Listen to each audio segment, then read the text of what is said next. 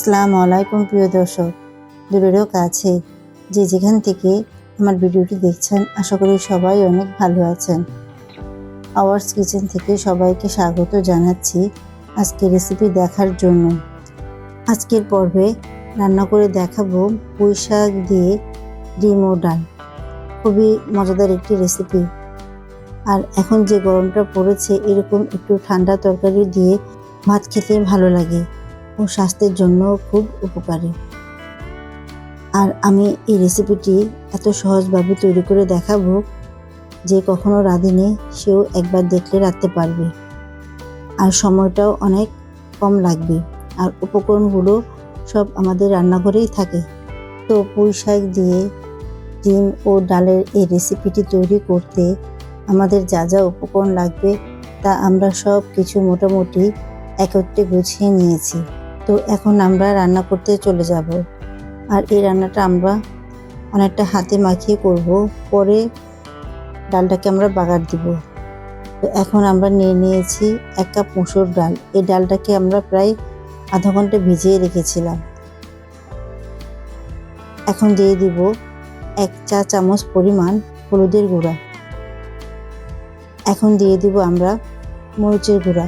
এখানে আমরা মরিচের গুঁড়া দিব 1/2 চা চামচ পরিমাণ। এ পর্যায়ে আমরা দিয়ে দিব পেঁয়াজ কুচি। এখানে আমরা 1 কাপ পরিমাণ পেঁয়াজ নিয়েছি, সম্পূর্ণটা দেব না। এখন আমরা 2 টেবিল চামচ পরিমাণ মতো দিব, বাকিটা আমরা বাগারের সময় দিয়ে দিব। এ পর্যায়ে আমরা দিয়ে দিব রসুন বাটা। তো রসুন বাটাটা এখানে আমরা দিয়ে দিব 1 টেবিল চামচ পরিমাণ। আপনারা বাটা রসুনের বদলে রসুনের কুচিটা দিয়েও মাখিয়ে নিতে পারেন। এখন আমরা দিয়ে দিব লবণ। লবণটা দিব আমরা স্বাদ মতো। ডালে আমাদের যা যা মশলা দেওয়া দরকার ছিল তা আমরা সব কিছু দিয়ে দিয়েছি। এখন আমরা ডালটাকে হাতে আমরা কষলিয়ে ভালো করে মেখে নিব। আর এমনভাবে মাখাবো যাতে দেখে মনে হয় আমাদের ডালগুলো অনেকটা রান্না হয়ে গিয়েছে।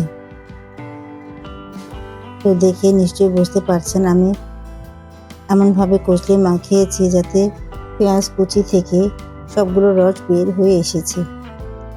তো এখন আমরা দিয়ে দিব পানি।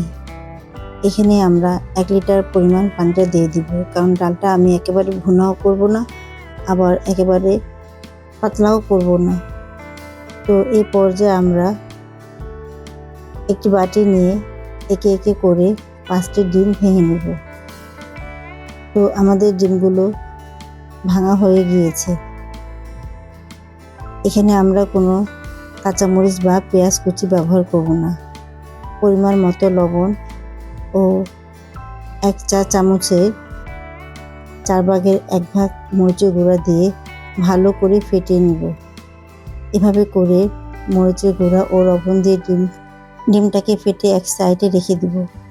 এখন আমরা ডালটাকে চুলায় বসিয়ে দিব। ডালটা বসিয়ে একটু ভালো করে নেড়ে চেড়ে ঢাকনা দিয়ে ঢেকে ডালটাকে আমরা রান্না করব যে পর্যন্ত ডালটা আমাদের বলক না আসে। তো আমরা ফিরে আসলাম কিছুক্ষণ পর। ডালটা আমাদের বলক চলে এসেছে এবং অনেকটা সিদ্ধ হয়ে গিয়েছে। তো ডালটাকে আমি আরও কিছুক্ষণ জাল দিয়ে নিব। আবারও ঢাকনা দিয়ে ঢেকে আমি কিছুক্ষণ রান্না করে নেব। তো ফিরে আসলাম আমরা কিছুক্ষণ পর। ডালটা আমাদের অনেকটা মোটামুটি হয়ে এসেছে। তো নেড়েচেড়ে দেখাচ্ছি ডালটা আমাদের কি পরিমাণে সিদ্ধ হয়েছে। তো এ পর্যায়ে আমরা দিয়ে দিব পুঁই শাক। এখানে আমরা 1/2 কেজি পুঁই শাক নিয়েছিলাম, ডাঁটাগুলো দিইনি, আমি শুধু পাতাগুলি দিয়েছি। তো পাতাগুলো আমার প্রায় 300 গ্রামের মতো হবে। এখন দিয়ে দিব সবগুলো পুঁই শাক আমরা ডালে দিয়ে দিব। ডালে দিয়ে এখন আমরা হালকাভাবে ডালের সাথে পুঁই শাকগুলো ভালো করে মিশিয়ে দিব। পুঁই শাকের পাতা মেশানো হলে এ পর্যায়ে আমরা দিয়ে দিব কাঁচামরিচ। এখানে আমরা 10টি কাঁচামরিচ দিয়েছি। কাঁচামরিচ দিয়ে ঢাকনা দিয়ে ঢেকে আমরা আরও কিছুক্ষণ রান্না করব। পুঁই শাকটি ডালের সাথে রান্না হতে থাক, অন্য চুলায় আমি ডিমটাকে ভেজে নিব।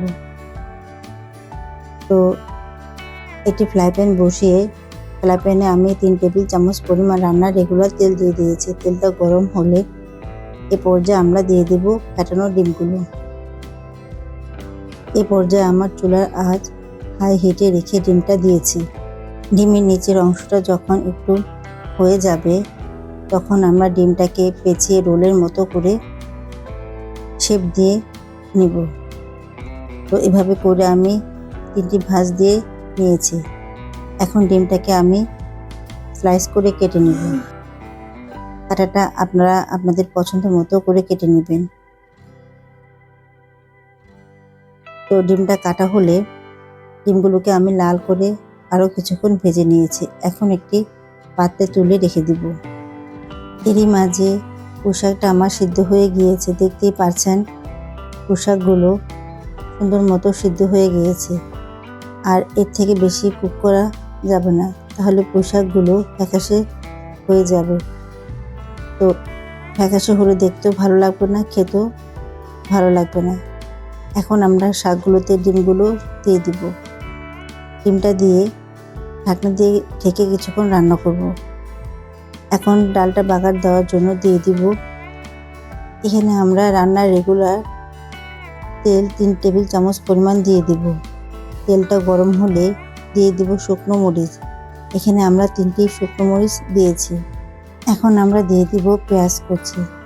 প্রথমে আমরা হাফ কাপ পরিমাণ পেঁয়াজ কুচি নিয়েছিলাম, এখান থেকে আমরা 2 টেবিল চামচ পরিমাণ প্রথমে দিয়েছি, বাকিটা এখন দিয়ে দিয়েছি। এখন দিয়ে দেব রসুন কুচি। এখানে আমরা 1/4 কাপ পরিমাণ রসুন কুচি দিয়েছি। পেঁয়াজ, রসুন ও মরিচ দিয়ে এখন আমরা তেলে একটু ভালো করে নেড়ে চেড়ে লাইট গোল্ডেন কালার করে ভেজে নেব। তো আবার ফিরে আসলাম আমরা ডালটা দেখার জন্য। ডালটাকে আমরা একটু নেড়ে চেড়ে মিশিয়ে নেব। মেশানো হলে আবারও ঢাকনা দিয়ে ঢেকে আমরা কিছুক্ষণ রান্না করব। তো ফিরে আসলাম আমরা কিছুক্ষণ পর। তো আমাদের বাগার দেওয়া পেঁয়াজ ও রসুনগুলো সুন্দর মতো লাইট গোল্ডেন কালার করে ভেজে নেওয়া হয়ে গিয়েছে। এখন আমরা এগুলোকে ডালের মধ্যে দিয়ে দিব। তো আমরা কেচে কুচে সুন্দর করে পেঁয়াজ ও রসুন কুচিগুলো ডালের মধ্যে দিয়ে দিয়েছি।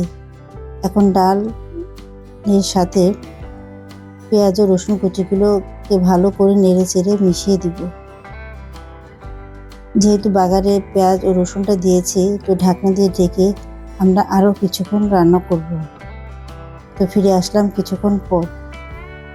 তো অলমোস্ট আমাদের রান্নাটা হয়ে গিয়েছে। এখন আমরা নেড়ে চেড়ে একটি পরিবেশনের প্লেটে আমরা তুলে নেব আর গরম গরম পরিবেশন করব। এখন যে গরম পড়েছে, পুঁইশাক দিয়ে ডিম ও ডালের এই রেসিপিটা খেতে খুবই ভালো লাগবে এবং স্বাস্থ্যের জন্য খুব ভালো। তো আশা করছি আপনারা এভাবে একবার তৈরি করে দেখবেন। ডিম, ডাল ও পুঁইশাক দিয়ে এই রেসিপিটা খেতে কতটা ভালো হয়েছে আপনারা তৈরি করলে বুঝতে পারবেন। হুবহু এই রেসিপিতে একবার তৈরি করে দেখতে পারেন, ইনশাল্লাহ ভালো লাগবে বলতে পারি। আর আমার রেসিপিগুলো আপনাদের কাছে ভালো লাগলে আমার চ্যানেলটাকে সাবস্ক্রাইব করে রাখতে পারেন পরবর্তী সব নতুন রেসিপির জন্য। তো সবাই অনেক ভালো থাকবেন আর আমার জন্য দোয়া করবেন। ততক্ষণ পর্যন্ত আল্লাহ হাফেজ।